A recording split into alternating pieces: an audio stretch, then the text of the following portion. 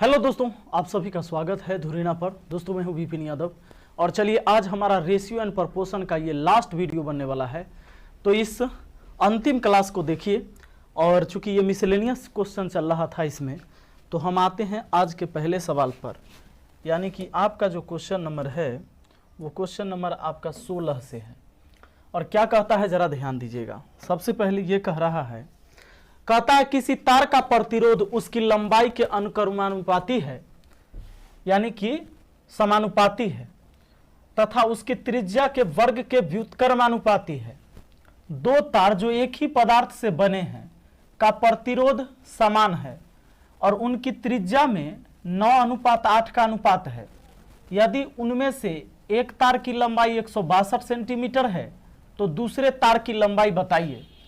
किसी तार का प्रतिरोध उसके लंबाई के अनुक्रमानुपाती और उसकी त्रिज्या के वर्ग के व्युत्क्रमानुपाती है। किसी तार का प्रतिरोध जो है ना, किसी तार का प्रतिरोध जो है उसके लंबाई के अनुक्रमानुपाती और उसके त्रिज्या के वर्ग के व्युत्क्रमानुपाती। इसका क्या मतलब? इसका ये मतलब है दोस्तों, देखिए, लंबाई के अनुक्रमानुपाती और त्रिज्या के वर्ग के व्युत्क्रमानुपाती हो गया।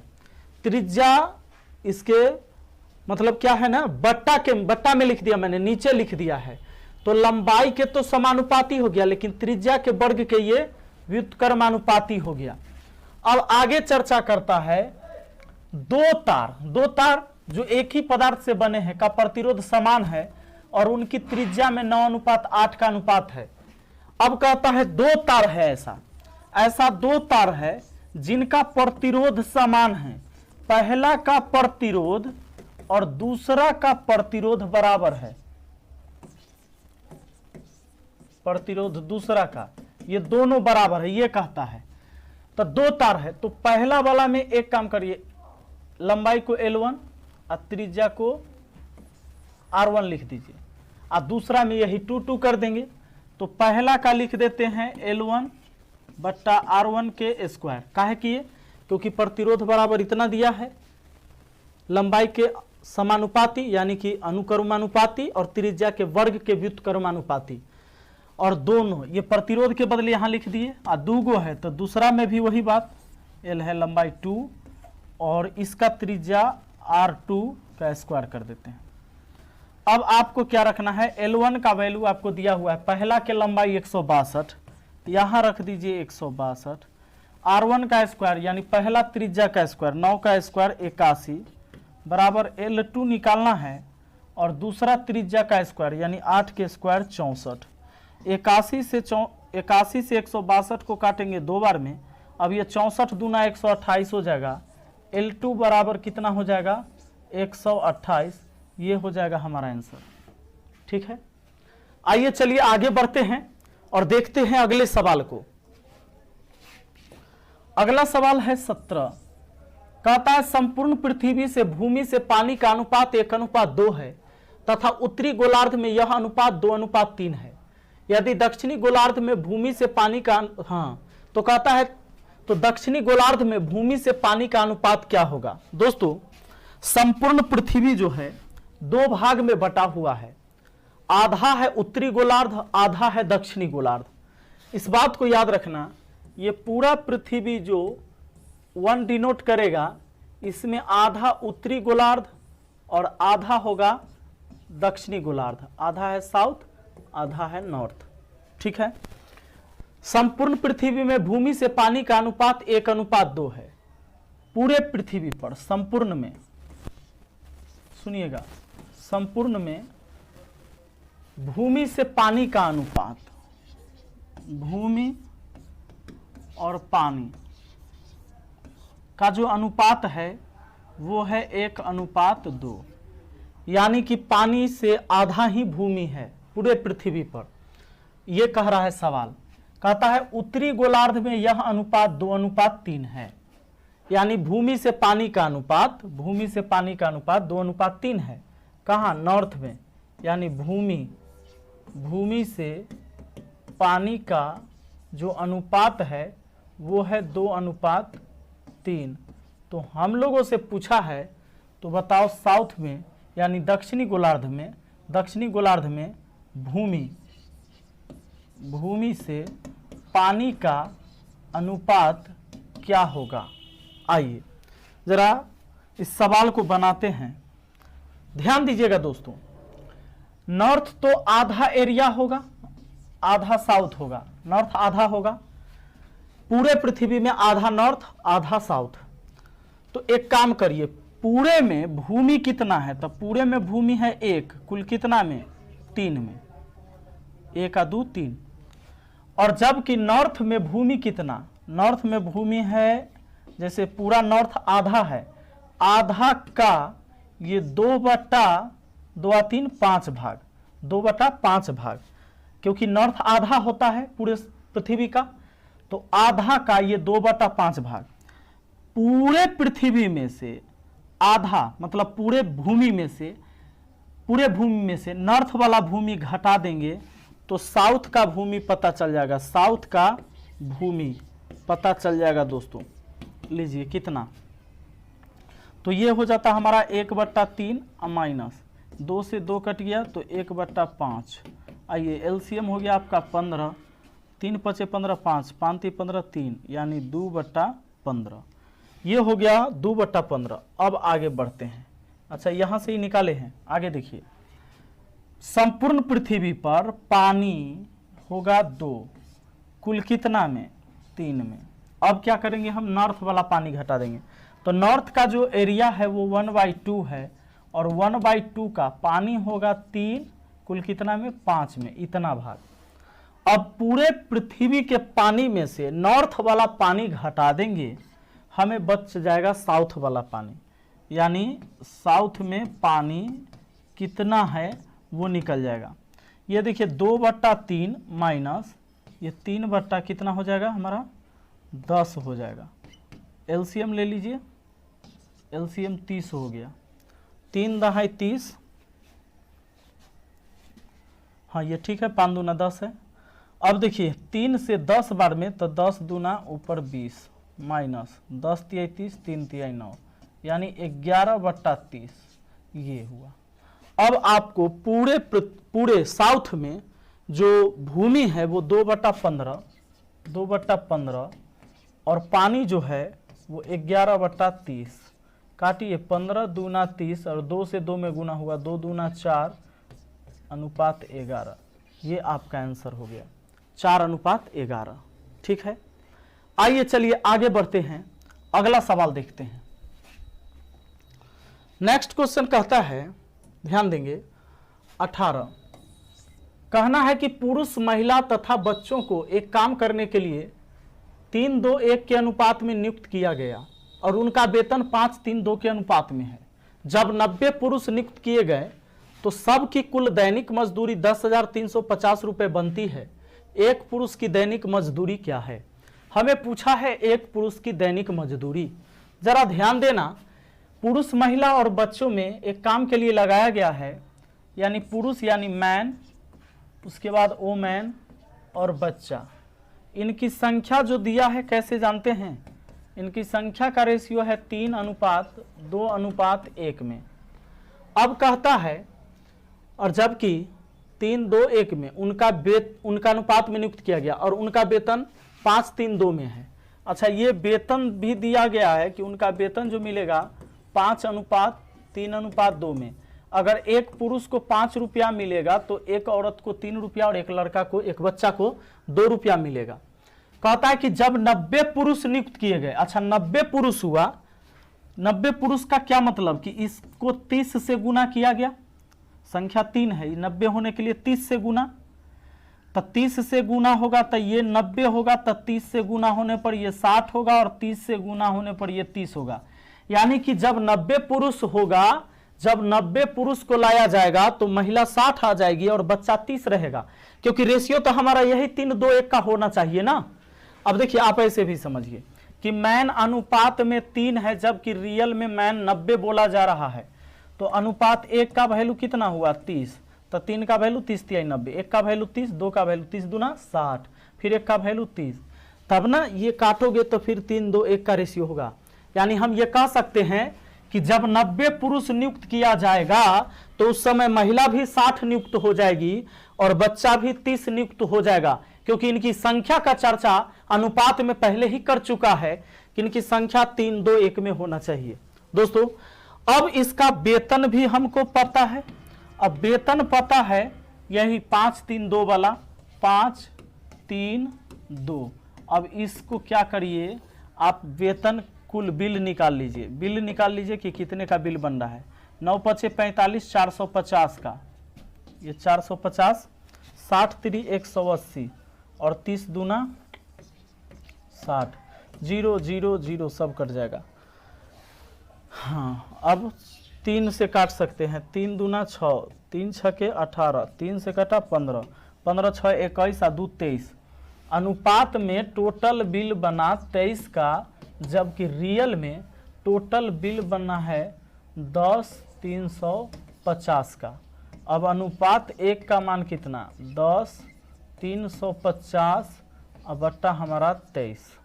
अनुपात 1 का मान इसको काटेंगे तो पता चल 23 चौके 92, 8 बचा 8 पर 5, सॉरी 23 चौके 92 तो 8 और 3 11, 11 पर 5 हो गया और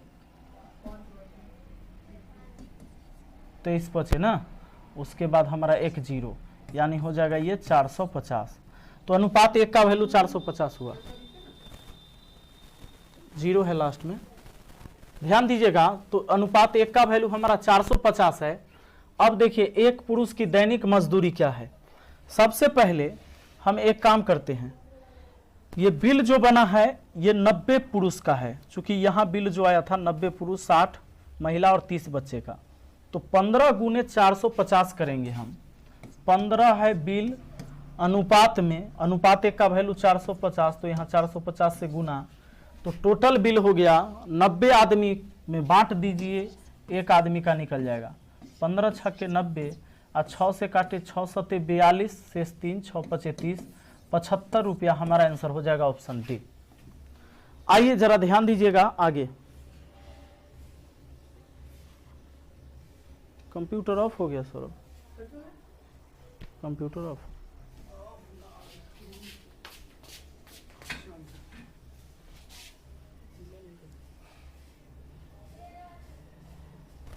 गेलै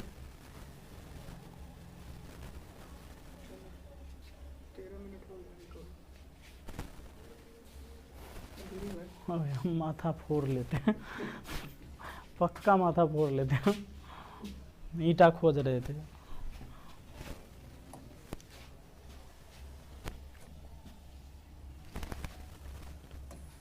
आइए देखिए अगला सवाल हमारा 19 कहता है एक तरबूज को भार के अनुसार 3:5 के अनुपात में 2 टुकड़ों में काट दिया गया।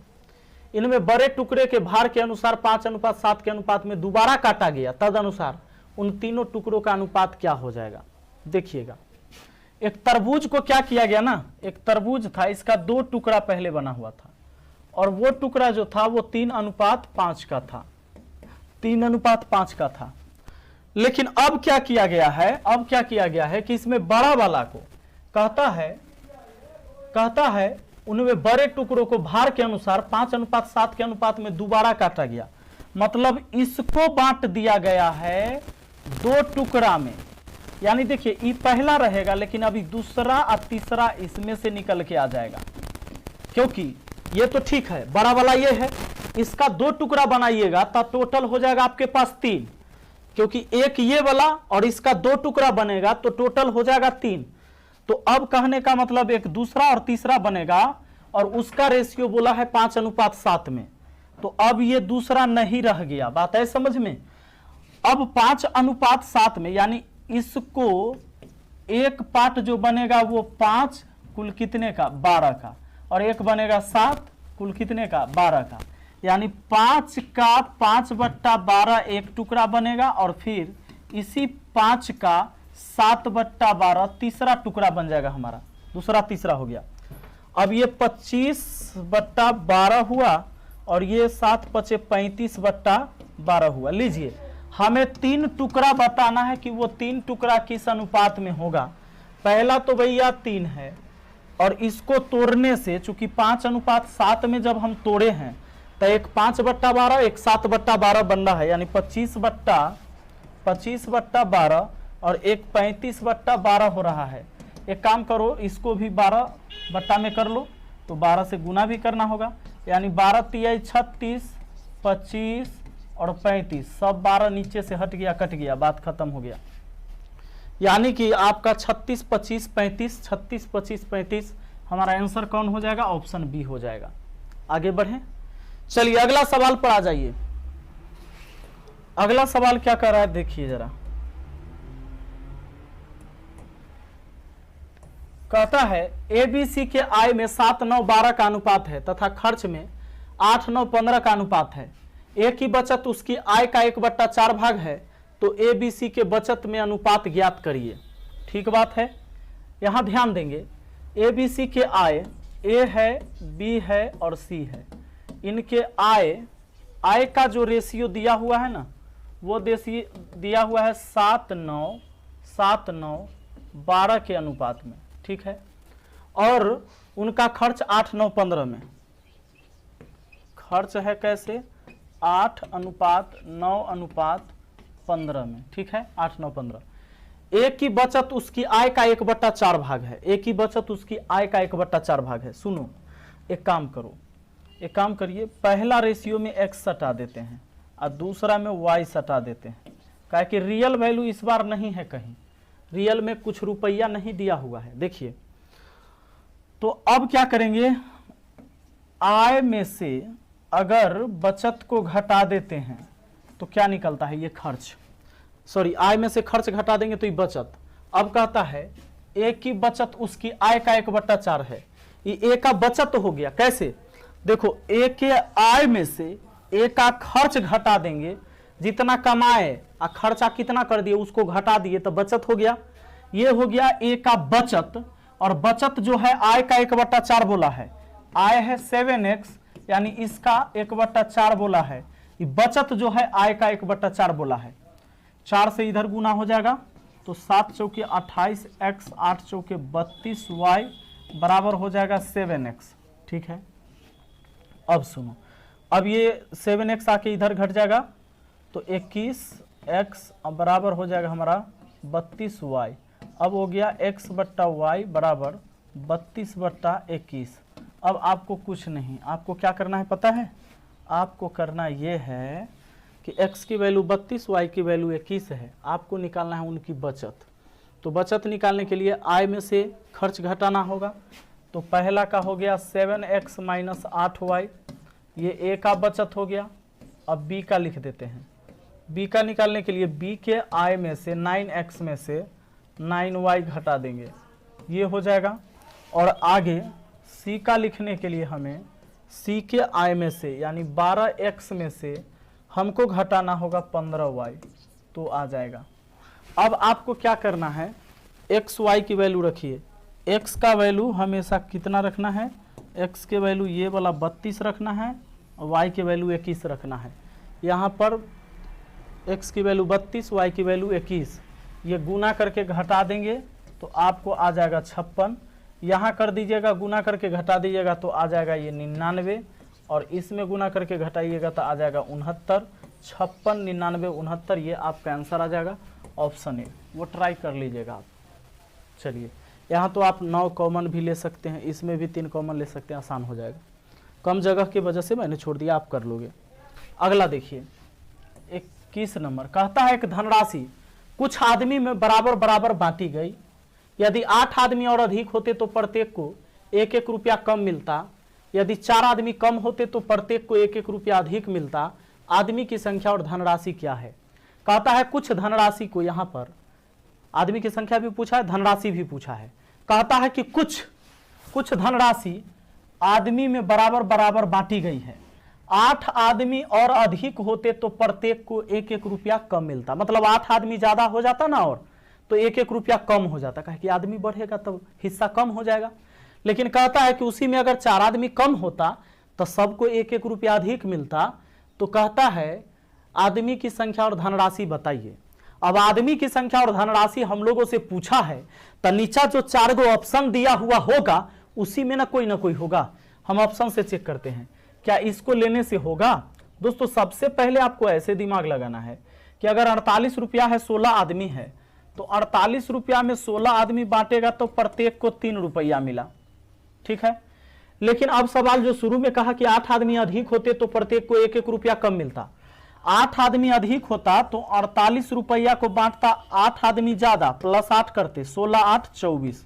ये 24 आदमी बांटेगा तो भाई 2-2 रुपया मिलेगा। 8 आदमी अधिक होते तो 1-1 रुपया कम हो गया, हाँ, तो प्रत्येक को 1-1 रुपया कम मिलता। ये बात पूरा हो गया। अब कहता है यदि 4 आदमी कम होते तब प्रत्येक को 1-1 रुपया अधिक मिलता। 4 आदमी कम होता तब, यानी यही 48 रुपया को बांटेंगे, इसमें 4 आदमी कम करके 16 में से 4 गया, 12 आदमी बांटेगा तो 12 काटेगा तो इसको 4-4 रुपया सबको मिलेगा। देखिए पहले 3 रुपया मिलता था, लेकिन 8 आदमी ज्यादा होने से 1-1 रुपया कम हो गया, और इसमें 4 आदमी कम होने से इससे 1-1 रुपया ज्यादा हो गया। यानी ये बात को पूरा कर दिया पहला ऑप्शन ही।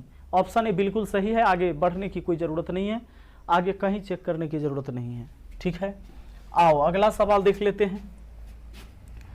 22 नंबर क्या कहता है सवाल?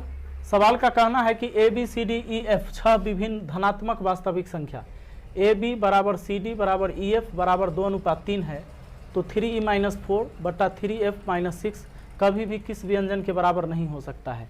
और एक चीज कहा है कि 2 नहीं ले लीजिएगा A B C D E F का मान, 2 नहीं लीजिएगा, इससे ऊपर ही कोई वैल्यू लीजिए। तो अगर आप सोचो कि कोई छोटा मान ऐसा हम क्या ले लें कि ये रेशियो बराबर हो जाए, तो दोस्तों 2-3 होने के लिए अगर इसको हम 4-6 भी ले लेते हैं तो हो जाता है। क्यों? क्योंकि 4-6 को अगर काटते हैं, 4 विभिन्न है, विभिन्न संख्या बोला है, विभिन्न धनात्मक वास्तविक संख्या, यानी अलग अलग लेंगे, तो 4-6 ले लेते हैं तो 4 और 6 को काट के 2:3 आ जाएगा। इसका हम आगे बात करें तो इसको हम 8, 4 दूना 8 और ये 6 दूना 12 भी ले सकते हैं, क्योंकि काटेंगे 4 से तो 4 दूना 8, 4 3 12 हो जाएगा। आगे इसको अगर हम तो 4 12 तो हो गया। अब इसको ले लेते हैं, मान लो कि 4 चौके 16, और इसको ले लेते हैं हम कितना, 6 चौके 24। इसको भी काटेंगे तो 8 से काटेंगे तो 8 दूना 16, 8 3 24 हो जाएगा। यानी सब का रेशियो जैसे 16 और 24 को काट के देखिए आ जाएगा 2:3, 8 दूना 16, 8 3 24। यानी ये सब का रेशियो 2:3 में ही होना चाहिए, क्योंकि यहां दिया हुआ है 2:3। आइए अब बढ़ते हैं। जब ये चीज हमें पता है कि संख्या हमने ले लिया है अपने मन से ही, वो संतुष्ट कर दिया है। ए का वैल्यू ले लिया हमने 4, बी का वैल्यू ले लिया हमने 6, सी का वैल्यू 8, डी का वैल्यू ले लिया 12, ई का वैल्यू ले लिया हमने 16, और एफ का वैल्यू ले लिया हमने 24। मान रखिए, और यहां पर मान रखने के बाद जो वैल्यू आएगा फिर इसमें मान रखिए उसको संतुष्ट करवाना है। जैसे 3e है तो 3 और ई का वैल्यू मैंने कितना लिया है 16, तो 16 माइनस 4 और नीचे कितना है 3f, f की वैल्यू कितना 24 और माइनस 6, 16 3 48, 48 में से 4 चला गया तो 44, 24 3 72, 72 में से 6 चला जाएगा तो हमारा 66, काट देंगे 11 चौके 44, 11 छके 66, यानी 2:3 आ जाएगा, यानी 2/3 आ जाएगा। अब देखते हैं कि कौन सा ऐसा ऑप्शन है जो 2/3 दे देता है। 2/3 जो दे देगा वो आंसर हो जाएगा। जैसे a प्लस सी, यानी 4 8 12, 12 4 ऊपर हो गया 16, नीचा देखिए। अच्छा कहता है कौन बराबर नहीं हो सकता है, ये पूछा है कौन बराबर है से नहीं। नीचा देखिए b और d जोड़ना है दोस्तों, b और d जोड़ना है, 12 6 18, आई वाला 6 24, हाँ ये कटेगा तो आ जाएगा 2/3, तो ये तो हो ही जाएगा। कहता है कौन नहीं होगा से बताइए। इसको जोड़ के देखते हैं, इसको जोड़ के तो 3c है अब देखिए जरा 3 और सी का वैल्यू हम यहाँ पर रख देंगे, सी का वैल्यू कितना रख देंगे 8, ए का वैल्यू कितना रख देंगे हम 4, और यहाँ देखिए बी का वैल्यू कितना रख देंगे, बी के वैल्यू है हमारा 6 और डी का वैल्यू कितना है हमारा, डी का वैल्यू है 12। अगर इसको हल करते हैं 8 3 24, ये हो गया 24, फिर हो गया 4 चौका 16 प्लस 2, नीचा हो गया हमारा 3 छके 18 प्लस 12 चौके 48 प्लस हो गया हमारा 3। आइए इसको जोड़ते हैं तो 24 और 16 40 और 2 होता है हमारा 42, और ये हमारा जोड़ के हो जाता है 69। अब 3 से अगर काटते हैं तो 14 बार में ऊपर और 3 से नीचे 23 बार में 14/23, ये हो जाता है अलग, क्योंकि ये 2/3 आंसर में आना था, ये 2/3 नहीं आया, ये अलग है। अब बाकी को चेक नहीं करेंगे, बाकी सब में 2/3 ही आएगा, क्योंकि कोई एक ही अलग होगा। आपसे पूछा है कि कभी भी किस व्यंजन के बराबर नहीं हो सकता, तो इसी के बराबर नहीं होगा। दोस्तों एक चीज आपको ध्यान रखना होगा, एग्जाम में कभी कभी सब सवाल नहीं बनाते, कभी कभी क्या अक्सर कोई भी व्यक्ति सब सवाल नहीं बनाता है, कुछ सवाल आपको छोड़ना भी पड़ेगा। तो ऐसे सवाल को तभी बनाइएगा जब आपके पास बहुत ज्यादा समय होगा, यानी अंतिम में। आइए अगला सवाल पढ़ाते हैं। 23 नंबर क्या कहता है, देखिए एक कक्षा के 2 भाग ए तथा बी, भाग बी के 10 छात्र भाग ए में स्थानांतरित हो जाते हैं, तदनुसार भाग ए की संख्या भाग बी के 3 गुनी हो जाती है। किंतु यदि 10 छात्र भाग ए से बी में स्थानांतरित हो जाते हैं तो दोनों की संख्या बराबर हो जाती है, अतः भाग ए तथा बी के छात्र की संख्या का अनुपात क्या होगा। देखिएगा कहता है कक्षा के 2 भाग हैं ए और बी, इसमें कहता है बी के 10 छात्र भाग ए में स्थानांतरित हो जाते हैं, तदनुसार भाग ए की संख्या भाग बी के 3 गुनी हो जाती है। मतलब भाग ए तथा बी में भाग बी के 10 छात्र इसमें आ गया, इसका 10 छात्र निकला और इसमें आकर जुड़ गया, तब कहता है तदनुसार भाग ए की संख्या भाग बी के 3 गुना हो गया। भाग बी का जिसका बोला इसका ना बी का 3 गुना हो जाता है भाग ए वाला, क्योंकि भाग बी छोटा हो जाता है, इसमें से संख्या निकल के 10 छात्र और ए में चला जाता है, तो ये छोटा के ही 3 गुना करिएगा तो बड़ा के बराबर होगा ना। तो a + 10 अब बराबर हो गया 3b - 10 × 30, ठीक है। तो ये हमारा एक समीकरण बन गया। अगला अब कहता है किंतु यदि 10 छात्र भाग ए से बी में स्थानांतरित हो जाए, जैसे ए और बी था, इसका 10 निकल के इसमें 10 ऐड हो जाए, बी में स्थानांतरित हो जाए, तो दोनों की संख्या बराबर हो जाती है। लीजिए दोनों की संख्या बराबर हो जाती है, अतः भाग ए तथा बी के छात्र की संख्या का अनुपात क्या होगा। अब यहाँ पर बताइए a - b, 10 और 10 कितना हो गया, उधर जाकर 20। अब आप यहाँ से निकाल सकते हो, आप ऐसा कर सकते हैं कि a अब बराबर उधर लिख सकते हैं 3b प्लस 10 उधर जाके -10 यानी माइनस में 40 हो जाएगा। अब आप यहाँ लिख दीजिए a के वैल्यू 3b - 40, a की वैल्यू -b बराबर 20 लिख लीजिए, हम मान रख दिया मैंने। 3b में से 1b गया तो 2b बचा, 3b में से 1b गया तो 2b बचा, -40 उधर जाकर +40 हो गया, 40 20 हो गया 60, 2 से काटा 30 बार में यानी 30 हो गया। तो यहाँ पर 30 हो गया, किसका मान, b का मान 30 निकल के आ गया। दोस्तों तो यहाँ से हम निकाल सकते हैं b का मान अगर 30 रख दें तो ये -30, चूंकि इसी समीकरण में हम मान रख दें -30 उधर जाकर +30, 30 20 हो जाएगा 50, a का मान आ जाएगा 50, रेशियो हो जाएगा a और b का पूछा है तो a को रखेंगे पहले, b को रखेंगे बाद में, ठीक है। और a b का जो रेशियो होगा वो 0 से 0 कटा 5:3 आपका आंसर हो गया। तो ये हो गया, ठीक है। चलिए तो इस क्लास को यहीं तक रहने देते हैं और अब हम मिलते हैं फिर अगली वीडियो में।